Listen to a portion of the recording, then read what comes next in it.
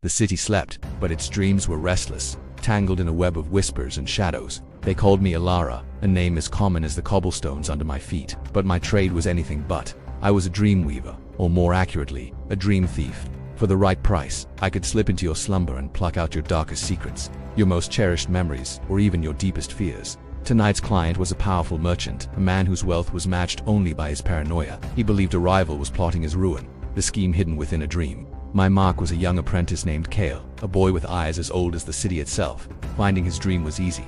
The tendrils of his sleep were tinged with a bitter, metallic scent, the smell of betrayal. I slipped into his mind, the world around me dissolving into a swirling vortex of color and sound. The dreamscape that formed was a stark, twisted version of the city we knew. The grand cathedral's spires clawed at a bruised purple sky, and the river flowed not with water, but with ink, black and viscous. Kale stood at the river's edge, not as the timid apprentice I'd seen, but as a figure cloaked in shadow, his face obscured. He wasn't alone. My client, the merchant, was there too, his dream self bound by chains of shimmering gold, his own wealth turned against him. "Why, Kale?" the merchant's dream self pleaded. "I treated you like a son." The boy in shadows didn't answer. Instead, he raised a hand, and the inky river surged, threatening to swallow the merchant whole. This was it, the proof my client wanted, the heart of the shadow plot. But as a dream weaver, you learn one thing very quickly. Dreams lie. They twist truths and masquerade fears as intentions. Something felt wrong. The bitterness in the dream wasn't Kale's ambition, it was sorrow. I pushed deeper, past the surface-level nightmare, into the layers of memory buried beneath. And there, I found it. A memory, not a dream.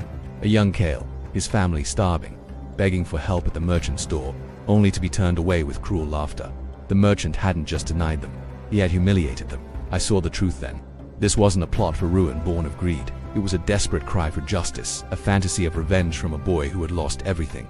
Kale wasn't a villain, he was a victim, and my client wasn't a target. He was the cause of all this pain. The golden chains binding him in the dream weren't a rival's plot, but the weight of his own heartless deeds, forged in the fires of Kale's grief. Returning to the waking world felt like surfacing from a deep, cold ocean. The proof my client wanted was there, a dream of betrayal I could easily spin into a tale of a treacherous apprentice. The gold would be mine, and my reputation as the city's finest dream thief would be secure, but I couldn't do it. My job was to steal dreams, not to twist them into weapons for the wicked. When I met the merchant, the bag of coins felt heavy, a burden, not a reward. I looked him in the eye and told him a different story. "The boy dreams of shadows," I said, my voice steady, "but they are your own. He dreams of a debt that has come due, one that can't be paid with gold." The merchant's face turned pale. He knew exactly what I meant. He didn't need me to steal a dream to know the truth of his own past. He just needed someone to hold a mirror up to his soul.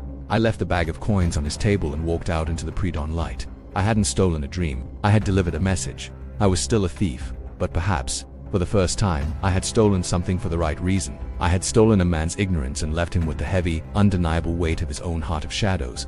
The city was beginning to wake, and for once, the shadows didn't seem so dark. They were just waiting for the light to find them. Thanks for watching.